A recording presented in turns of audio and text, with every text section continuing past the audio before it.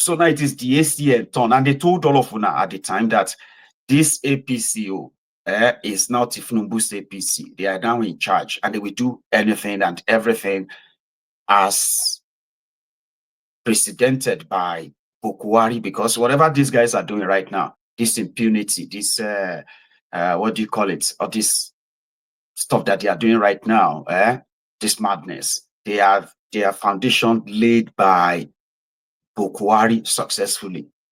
So I think Rufai is yet to actually come to that term. That's my first impression, for him to be so upset that they have not called the general meeting of the APC in the last 2 years of Tinubu.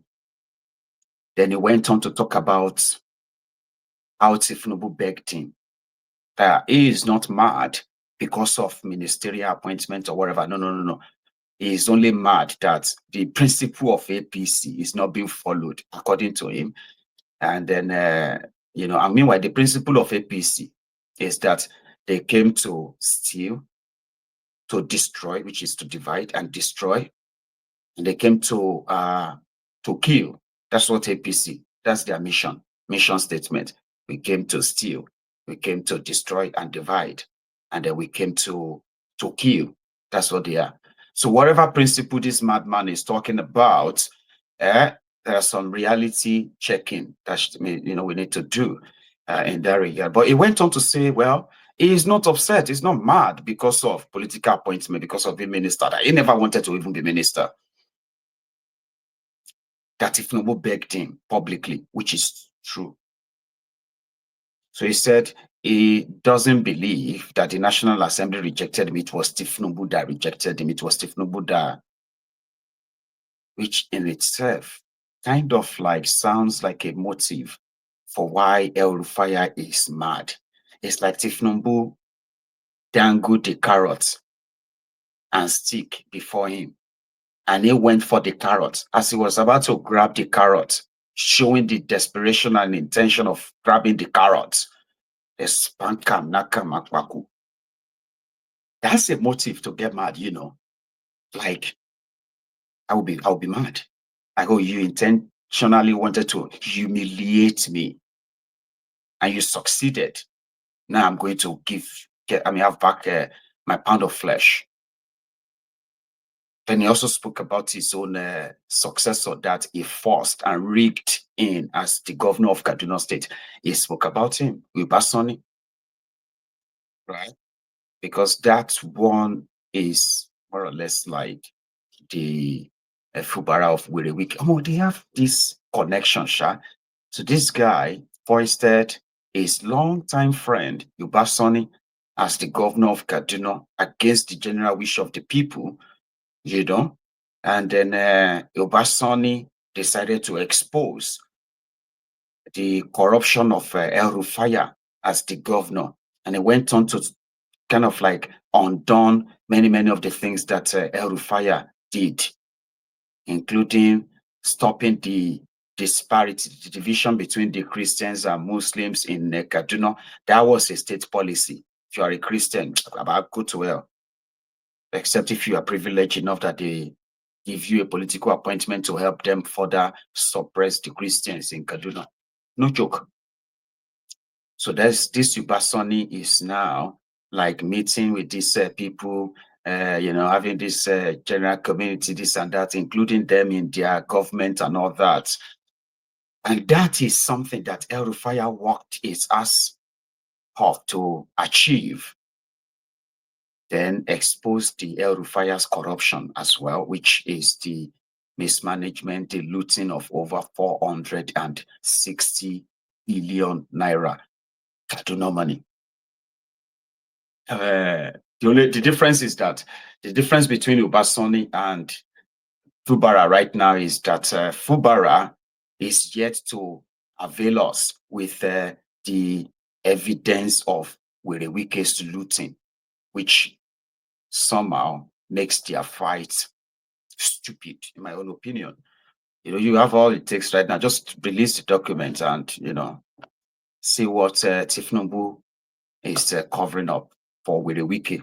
Here you get. So he spoke a lot, and here is another part of his lamentation, which mostly is about his failed ministerial appointment. El Rufai. Sure, he's elected. For me, the hierarchy of commitment is God, country, party. Yeah, but he's president now. Okay, and he's going for a second term, probably. He's Would going you support him in 2027? I don't know. I will evaluate the situation at the time, and I will consult widely, because it's not when I supported President Tinubu before the primaries. It was a decision that we took. The leaders of the APC took in Kaduna. Who would we support? Okay, we've succeeded in ensuring that power goes to the south, okay? And we know that all the northern candidates will go nowhere. Yahya Bello, Ahmed Long, we knew, all right? But among the southerners, who do we support? They know those that are my friends. Tinubu was not my friend. I was never close to him. But the consensus of the APC in Kaduna was that we should support Bola Tinubu because he is the one that is more likely to win. Because politicians make these calculations. All right? And I said, fine. You are the delegates. I was not a delegate. Go and vote for him if that's what you do. But before you do, the night of the convention, I will go and ask President Buhari, who does he want? Because APC Kaduna is Buhari's APC. It's not APC Katsina. Buhari lives more in Kaduna than Katsina. So I went to President Buhari that night. I said, the delegates are waiting for your final word, who to vote for. And he said, Malam, go and tell the Kaduna delegates from me to vote their conscience. And I went, I said, go and vote your conscience. And I left the convention ground. So I want to put things in perspective so that you understand. Now, once Bola Ahmed Tinubu became the candidate of my party, I'm a loyal party man. I care about the party. For me, the party is not a platform. It's not something to eat from. It is a commitment to certain values. And I did my best to ensure that President Tinubu won the election. Now, in 2027, I'm going to consult the same people. We're going to take the same decision, which candidate to support and in which party. But do you think, because you mentioned here that you were obviously driven by certain principles, one of them being that the presidency had to go to the south. Irrespective of who emerged as the person, it had to be a southerner. I mean, by that same token, are you going to support a southern president in 2027? I cannot say that now. No, but okay. No, let me explain. Following from the logic of your sort of I'm argument. in a different position now. Right. In 2023, I was a governor. I was a state governor. And whatever decision we took must reflect the values of Ahmadu Bello, Aminu Kanu, Sakashmi Ibrahim, J.S. Taka, our leaders in the north that had a handshake across the Niger with our southern brothers and built trust. That was the duty imposed on me as a governor. I was not an ordinary person. I was the representative of late Sir Ahmadu Bello, Aminu Kanu, and so on. These were the values we were pursuing. It was not about personal interest. Now I'm a private citizen, okay?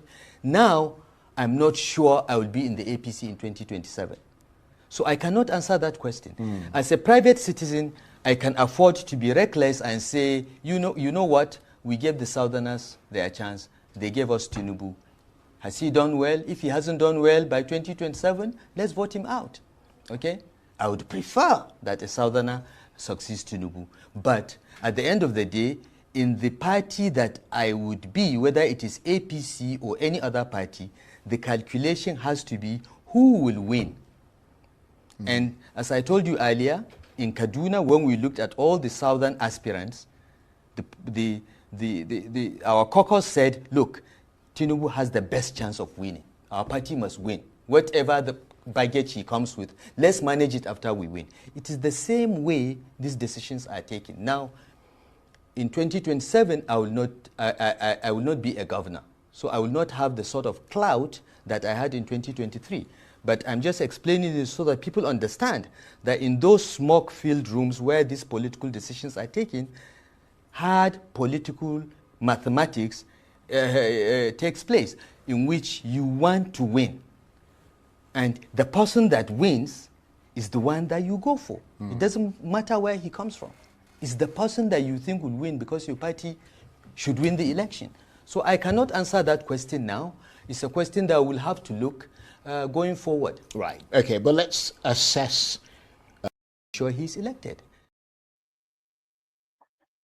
El Rufai making himself look so important. I mean, when you need people to drive a narrative in the Nigerian context, right? A sort of a political narrative. You send people like El Rufai on the screen, on the TV, but politically, they do not really have that clout. And I'm happy he said that himself.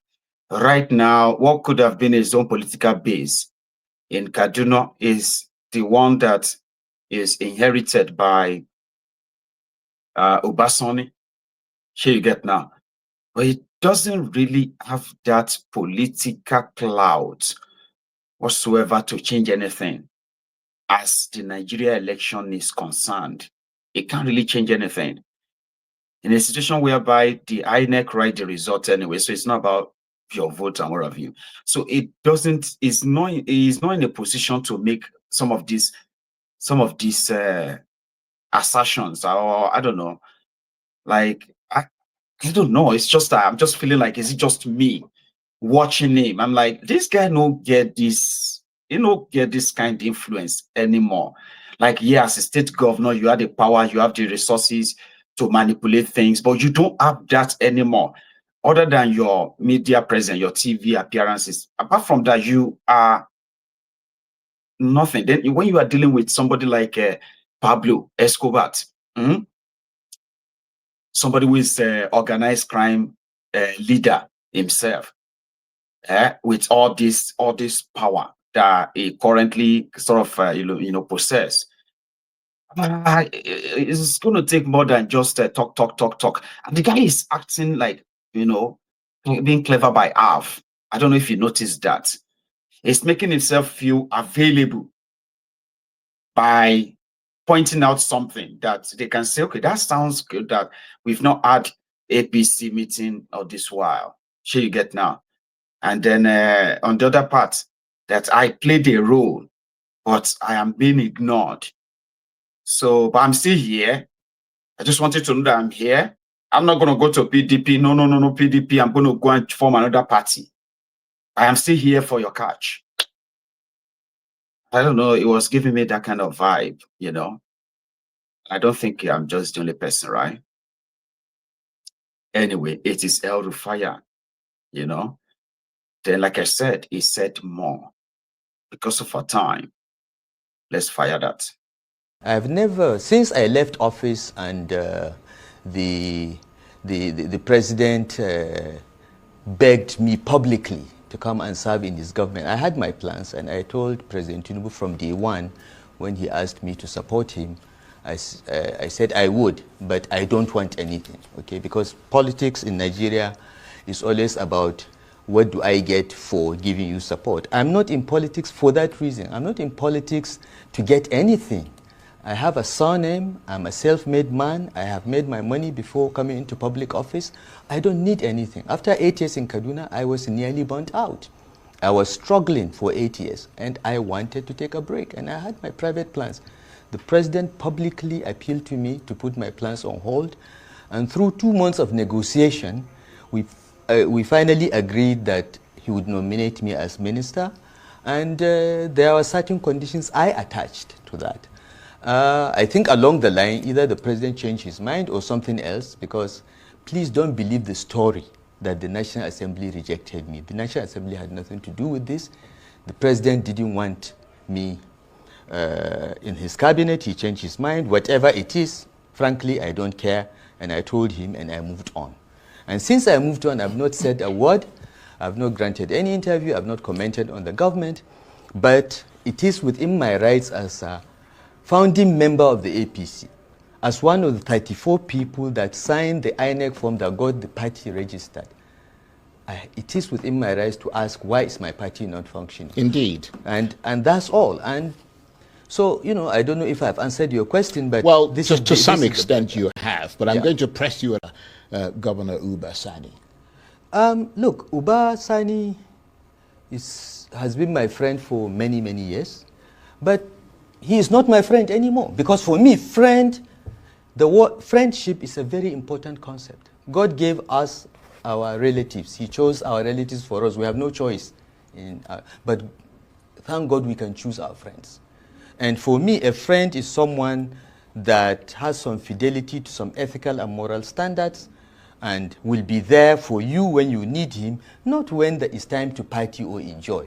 And I try to live that. Okay? And those that are my friends know that I will be there for them when they need me, and I will rise and defend them. That's what I call friend. Uba Sani is not my friend. Nuribadu is not my friend. They were my friends at some point, but not anymore. Okay? As to what is happening in Kaduna, I don't comment on any job that I walked away from. I left BPE 22 years ago. I only went there to interview the DG for my PhD something, and then they came and interviewed me when they were doing a review of the privatization program. Since I left the FCT, I never went back there until my former classmate in Barewa, Mohammed Bello, became minister and wanted to see me repeatedly, so I decided to drive into his office. I don't comment with what I'm done with. So I won't comment about Kaduna. Those that say I am relevant or not relevant in Kaduna, I don't comment on that. Let us wait. In 2027, we will see who is relevant and who is not. Well, under his watch, Uba Sani, no. and you fulfilled those ambitions. Actually, I've never had an ambition in politics. So you didn't want to be governor of Kaduna State? I didn't want to be governor. Look, President Buhari, and you can ask him anytime, more or less forced me to run for governor of Kaduna State. I was afraid of running because I've never run for office. I am a worker, Charles. People go and run for office, and they have a difficult assignment, and they get people like me who get it done. Myself, Ungozi, Obi, we are not people that will stand on a podium and tell people to vote for us. We are not like that. That's not our training. That's not our inclination. But after we formed the APC, and I was in the National Executive Committee, I was Deputy National Secretary, and we are preparing for the 2015 elections, President Buhari called me and said, go and run for governor. I said, no, sir. I'm not, I don't have those skill sets. My skill sets are technocratic. He said, no, go. We had 3 conversations before I accepted. And now that you've run, you've been bitten by the bug, have you? Well, I've been bitten by the bug in 2 respects. I will remain in politics for life, all right? But that does not mean I will be contesting elections or something. Yeah, I will remain in politics because I believe that I have to influence what happens in our party so that we have better quality candidates and governors. That's all. So I'm 65. I'm not yet ready to retire in politics. I intend to remain in politics. So sooner or later, if APC doesn't sort itself out and come back to those progressive values that I stand for and where I'm standing, I will find another platform that has similar values and move on. Well, talking about the possibility of another platform, I mean, more recently you've been seen in the company of top opposition figures. You've been reported to be in some sort of political discussion with them. I mean, could you sort of enlighten us as to what is going on there? No plans to join the PDP or the SDP or any other party? Discussions underway, possibly? Okay. You know, first of all, I think it should be clear that the fact that I'm in the APC doesn't mean that I cannot visit a friend of mine who is in the PDP or SDP, okay? So anytime I visit anyone that is not APC, say, oh, he's thinking of leaving the party. In fact, about 2 months ago, one character in Kaduna posted on his Facebook page that I've collected PDP membership card in my ward. It was totally untrue. When I visited my brother and friend Shehu Gabam at the SDP headquarters, oh, he has joined the SDP. Again, not true. I don't know where I will end up if the APC doesn't come back to where we started. But one thing I can tell you for sure is that PDP is not a party that I will go to, ever. Okay? Right. I have thought about that. I've decided that long ago, and nothing has changed. In fact, if anything, PDP has gotten worse. Right. So I can tell you, rule out PDP.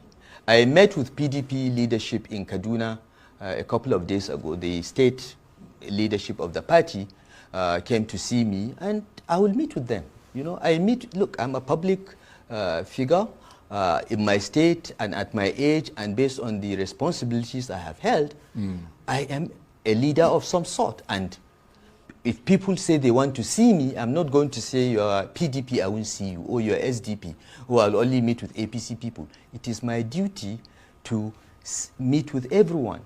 It's my duty to guide and mentor young people across partisan divides. So I meet with people, but the moment I meet with anyone, everything is reduced to politics. But PDP, no. I have never, since I